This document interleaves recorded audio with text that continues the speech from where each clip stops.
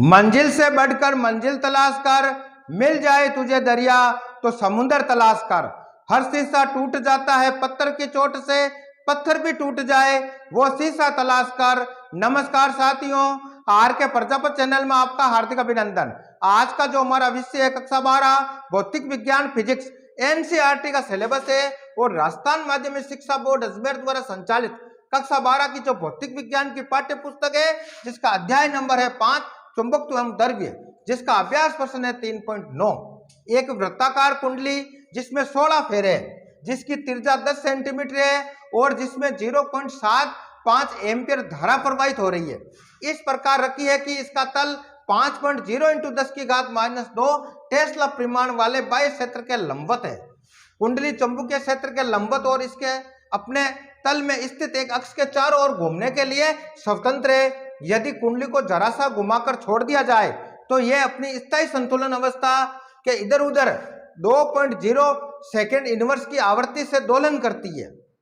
कुंडली का अपने घूर्णन अक्ष के परित जड़त्व आघूर्ण क्या है? बहुत अच्छा क्वेश्चन है। नीट एग्जाम, बोर्ड एग्जाम तथा कंपटीशन एग्जाम की दृष्टि से अति महत्वपूर्ण है, इसलिए अच्छे से इसको समझना। प्रश्न अनुसार क्या बात हो रही है भाई? एक वृत्ताकार कुंडली जिसमें 16 फेरे यानी कैपिटल एन बराबर हमें दे रखा 16, जिसकी त्रिज्या यानी स्मॉल आर बराबर हमें दे रखा 10 सेंटीमीटर, जिसमें प्रवाहित धारा जो है आई बराबर हमें दे रखा 0.75 एम्पियर हमें दे रखा है। इस प्रकार रखी है कि इसका तल 5.0 इंटू 10 की घात -2 टेस्ला परिमाण वाले बाह्य क्षेत्र के लंबवत है, यानी कुंडली का जो बाह्य चुंबकीय क्षेत्र का जो परिमाण है वो हमें बी बराबर दे रखा 5.0 इंटू 10 की घात -2 टेस्ला में दे रखा है। कुंडली चुंबकीय क्षेत्र के लंबवत और इसके अपने तल में स्थित एक अक्ष के चारों ओर घूमने के लिए स्वतंत्र है। यदि कुंडली को जरा सा घुमाकर छोड़ दिया जाए तो यह अपनी स्थायी संतुलन अवस्था के इधर उधर 2.0 प्रति सेकंड की आवृत्ति से दोलन करती है, यानी हमें आवृत्ति दे रखी है स्मॉल एफ बराबर मान दे रखा 2.0 प्रति सेकंड हमें दे रखा। कुंडली का अपने घूर्णन अक्ष के परित जड़त्व आघूर्ण क्या है, यानी जड़त्व आघूर्ण का मान हमें प्राप्त करना है। तो सबसे पहले जड़त्व आघूर्ण निकालने का सूत्र क्या होता है? हमने अध्याय के अंदर पढ़ा है कि ओमेगा स्क्वायर बराबर होता है एम बी बटावा आई होता है, यानी जड़त्व आघूर्ण का इस संबंध सूत्र की सहायता से हम मान प्राप्त कर सकते हैं। और ओमेगा निकालने का सूत्र क्या होता है भाई? कि आपके थीटा बटावा आवर्तकाल होता है और आवर्तकाल किसका? फ्रीक्वेंसी का व्युत्क्रम होता है। तो उसकी सहायता से हम इस कुंडली का अपने घूर्णन अक्ष के परित जड़त्व आघूर्ण आई का मान हम प्राप्त करेंगे। आगे समझे तो सबसे पहले हमें क्या चाहिए? जो प्रश्न अनुसार वैल्यू दे रखी है वो लिखेंगे, तो हम लिखेंगे हल और हल में लिखेंगे प्रश्नानुसार। प्रश्नानुसार एक धारावाही, प्रश्नानुसार एक धारावाही वृत्ताकार कुंडली, धारावाही वृत्ताकार कुंडली में फेरों की संख्या, कुंडली में फेरों की संख्या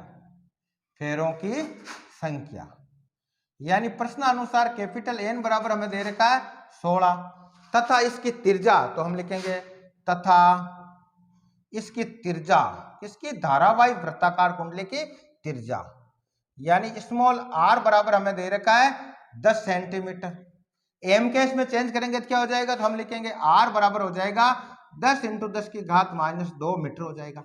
आगे समझे तो इसलिए हम लिखेंगे, तो इसलिए एक धारावाही वृत्ताकार कुंडली का क्षेत्रफल हमें निकालने की जरूरत पड़ेगी, क्योंकि हमें धारावाही जो वृत्ताकार कुंडली है उसका चुंबकीय आघूर्ण m का मान हमें प्राप्त करना है। और m का मान प्राप्त करने का सूत्र क्या होता है? कि हम लिखेंगे m बराबर होता है ni है, तो n का मान हमें दे रखा है, i का मान हमें दे रखा है, तो a का मान हमें प्राप्त करना है, यानी उसका क्षेत्रफल हमें ज्ञात करना है। तो हम लिखेंगे अतः धारावाही वृत्ताकार कुंडली का क्षेत्रफल, वृत्ताकार कुंडली का क्षेत्रफल, वृत्ताकार कुंडली का क्षेत्रफल, यानी a बराबर क्या सूत्र होता है? ये निकालने का वृत्ताकार कुंडली का, तो हम लिखेंगे पाई आर स्क्वायर करेंगे। आगे समझे, पाई का मान हमें पता, आर का मान हमें प्रश्न अनुसार दे रखा, तो इसलिए a बराबर क्या हो जाएगा? तो हम लिखेंगे इसलिए a बराबर हमें प्राप्त होगा 3.14 इंटू आर का मान कितना है? कि 10 इंटू 10 की घात -2 मीटर है। इसका स्क्वायर कर देंगे, पहले ब्रैकेट को सोल्व करेंगे तो क्या हो जाएगा? तो हम लिखेंगे 3.14 इंटू, अब देखो 10 की घात +1 और 10 की घात -2 है, तो पीछे रह जाएगी 10 की घात -1 और इसका होल स्क्वायर करना है। आगे सरल करेंगे तो क्या हो जाएगा, तो हम लिखेंगे 3.14 इंटू 10 की घात -2 मीटर स्क्वायर हो जाएगा। यानी वृत्ताकार कुंडली का जो क्षेत्रफल है वो हमें प्राप्त हो गया 3.14 इंटू 10 की घात -2 मीटर स्क्वायर हमें प्राप्त हो गया। आगे हमें क्या दे रखा भाई, इस प्रकार क्या इसमें प्रवाहित धारा का मान दे रखा वो लिखेंगे, तथा हम लिखेंगे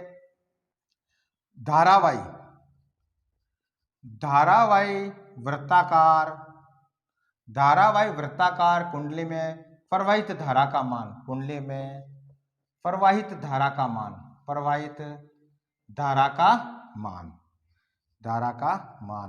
यानी I बराबर हमें दे रखा है 0.75 एम्पियर हमें दे रखा है। आगे समझे, और हमें क्या दे रखा भाई, इसका तल 5.0 इंटू 10 की घात -2 टेस्ला परिमाण वाले बाह्य चुंबकीय क्षेत्र के लंबवत है। तो हम लिखेंगे तथा कुंडली का बाह्य चुंबकीय क्षेत्र का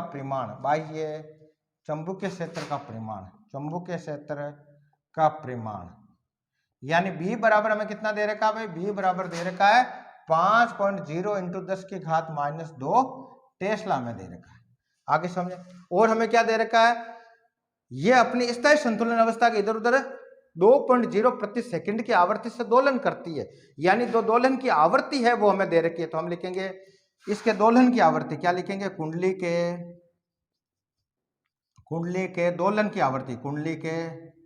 दोलन की आवृत्ति यानी फ्रीक्वेंसी हमें दे रखी है स्मॉल f बराबर वो हमें दे रखा है 2.0 प्रति सेकंड हमें दे रखा है। आगे समझे, अब इसकी सहायता से हमें क्या निकालना है, कुंडली का अपने घूर्णन अक्ष के परित जड़त्व आघूर्ण का मान हमें प्राप्त करना है। तो हम जानते हैं, हम लिखेंगे चूंकि ओमेगा स्क्वायर बराबर क्या होता है भाई, कि mb बटावा I होता है। आगे समझे, तो इसकी सहायता से तो I बराबर क्या हो जाएगा, तो इस संबंध सूत्र की सहायता हम लिखेंगे कि I बराबर हो जाएगा आपके mb बटावा ओमेगा स्क्वायर हो जाएगा। आगे समझे, और I क्या है, यह कुंडली का अपने घूर्णन अक्ष के परित जड़त्व आघूर्ण है। तो यह हमें प्राप्त करना है। तो इसके सबसे पहले हमें m का मान प्राप्त करना होगा। m क्या है कि एक धारावाही वृत्ताकार कुंडली का चुंबकीय आघूर्ण है।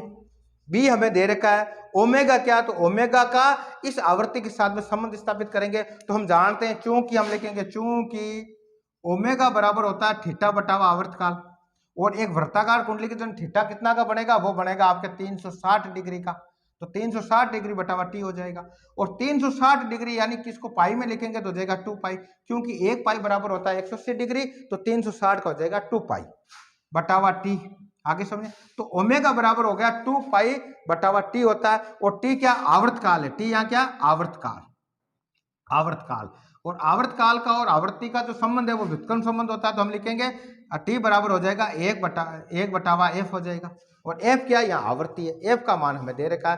तो ये संबंध किस, तो यह इस वैल्यू के अंदर क्या हो जाएगा, तो हम लिखेंगे ओमेगा बराबर हो जाएगा 2 पाई बटावा 1 बटावा एफ हो जाएगा। अब बटा में संख्या ऊपर चली जाएगी, तो इसको इस प्रकार लिखेंगे 2 पाई एफ हो जाएगा। आगे समझे, तो इस प्रकार हम कहेंगे ओमेगा बराबर में प्राप्त हो जाएगा 2 पाई एफ हो जाएगा। आगे समझे, तो यह वैल्यू रख देंगे इसकी। तो एफ का मान हमें प्रश्नानुसार दे रखा है, एम का मान हमें सोल्व करके प्राप्त करना है, बी का मान हमें दे रखा है। आगे समझे, तो यह हो जाएगा आई बराबर हम लिख देंगे एम बी बटावा ओमेगा के स्थान पर क्या लिखेंगे 2 पाई स्मॉल एफ करेंगे, इसका होल स्क्वायर कर देंगे।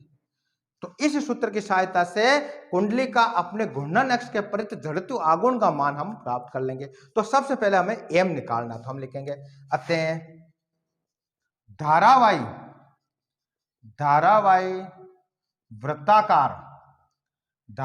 वृत्ताकार कुंडली का चुंबकीय आघूर्ण का परिमाण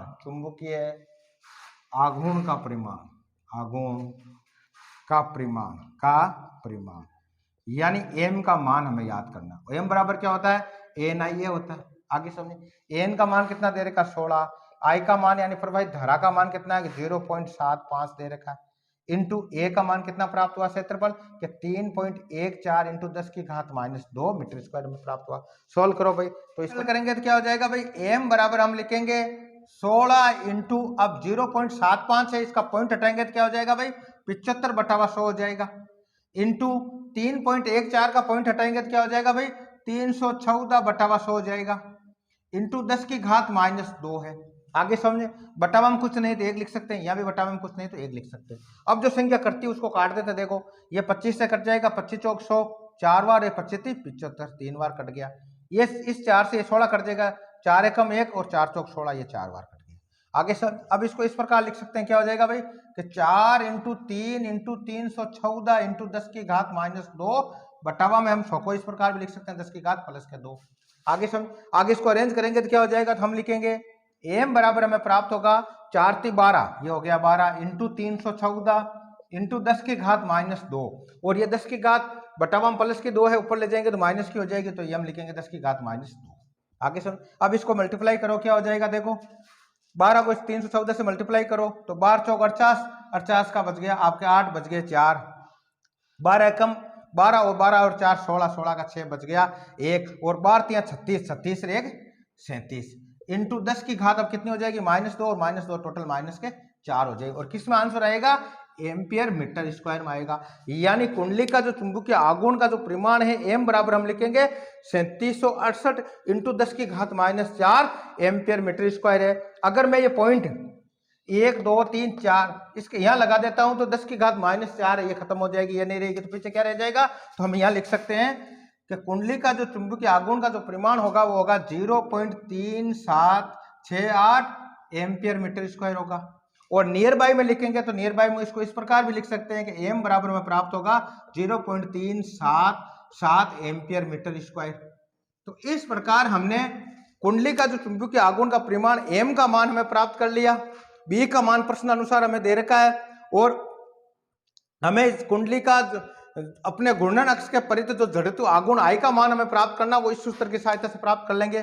F का मान हमें प्रश्न अनुसार दे रखा है, तो ये वैल्यू यहाँ रखेंगे, तो हम लिखेंगे जो सूत्र हमें दे रखा, तो हम लिखेंगे अतः, क्या लिखें, अतः कुंडली, प्रश्न हमें क्या पूछ रहा है भाई, अतः कुंडली का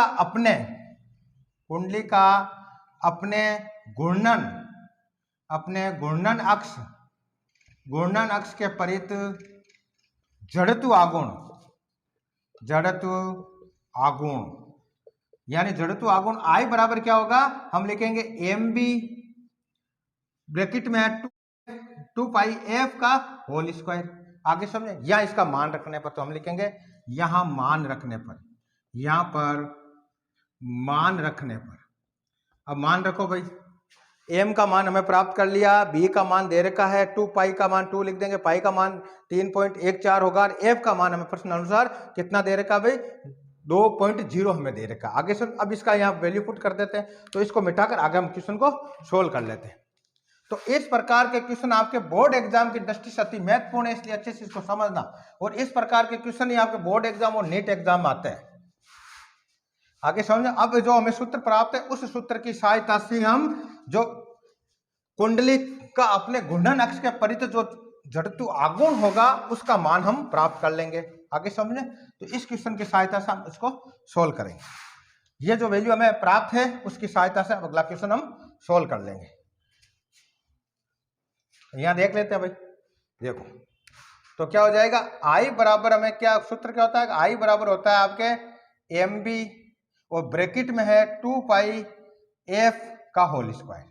आगे समझे, प्रश्न अनुसार m का मान कितना प्राप्त हुआ, कि m का मान हमें प्राप्त हुआ 0.377 ampere metre square, into b का मान कितना दे रखा था प्रश्न अनुसार, b का मान हमें दे रखा था 5.0 × 10 की घात -2 टेस्ला में दे रखा।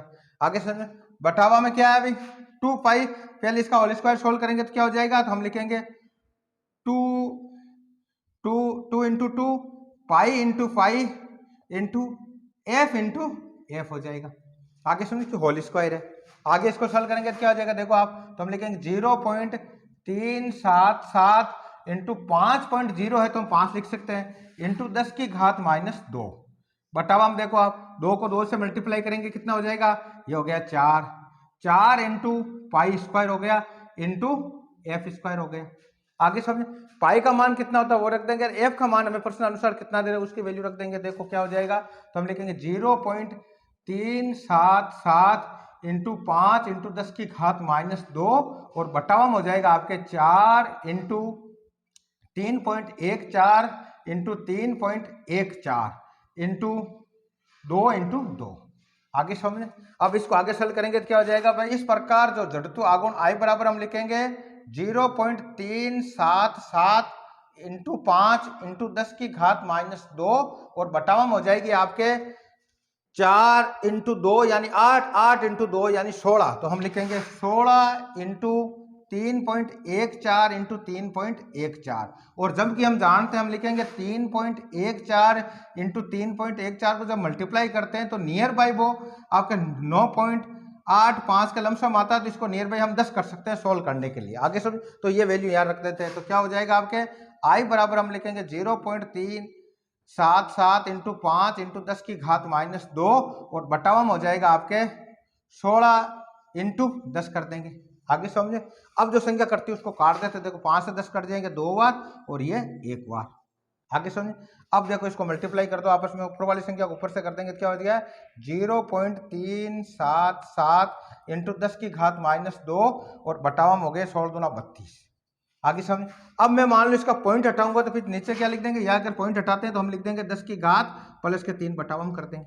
आगे समझ। अब हमें क्या करना है, 377 के अंदर 32 का भाग देना है। देखो देख लो क्या आ जाएगा। तो हम लिखेंगे I बराबर हो जाएगा आपके 377 इंटू 10 की घात -2 और ये बटावा में घात ऊपर जाएगी तो माइनस हो जाएगी 10 की घात -3 और अपॉन में आ गए आपके 32। आगे समझ। तो हम क्या करेंगे 377 में 32 का भाग दे देंगे। देखो देख लो यहाँ। तो 377 में भाग देना हमें 32 का, एक बार जाएगा तो ये आ गया 32, माइनस करेंगे ये बच गया 5, ये 7 हो गया। अब इसके अंदर 32 का भाग एक बार जाएगा तो 1 लगा दिया 32 बार। तो अब देखो 32 माइनस करेंगे पीछे देखिए 5 और ये 2 25 रहेगी। अब 25 के अंदर 32 का भाग जाएगा नहीं तो यहाँ शून्य लगाएंगे तो यहाँ पॉइंट आ जाएगा। ये भाग लगभग इसमें 8 बार जाएगा। कितनी बार जाएगा, लगभग 8 बार की हम बात कर लेते हैं।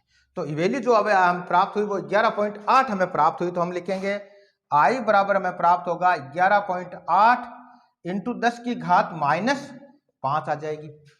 अगर मैं पॉइंट 11 ये यहाँ लगा देता हूँ 1.1 करके 8 कर देता हूँ तो ये जो वैल्यू रहेगी ये 10 की घात -5 है, ये 10 की घात -4 रह जाएगी। तो हम लिखेंगे I बराबर में प्राप्त होगा 1.18 इंटू 10 की घात -4 और जो जड़त्व आघूर्ण की जो यूनिट होती है वो होती है आपके किलोग्राम मीटर स्क्वायर।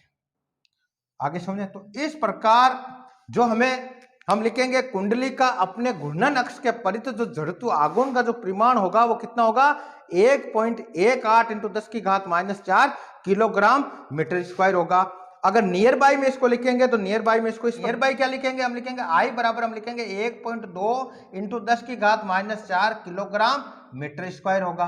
तो इस प्रकार हम कह सकते हैं कुंडली का अपने घूर्णन अक्ष के परित जड़त्व आघूर्ण का जो परिमाण होगा I बराबर हम लिखेंगे 1.2 इंटू 10 की घात -4 किलोग्राम मीटर स्क्वायर होगा। तो इस प्रकार आज के वीडियो के अंदर हमने कक्षा 12 भौतिक विज्ञान का अध्याय नंबर 5 चुंबक एवं द्रव्य का अभ्यास प्रश्न 3.9 को सॉल्व किया। कल के वीडियो के अंदर अगला क्वेश्चन सॉल्व करेंगे। धन्यवाद।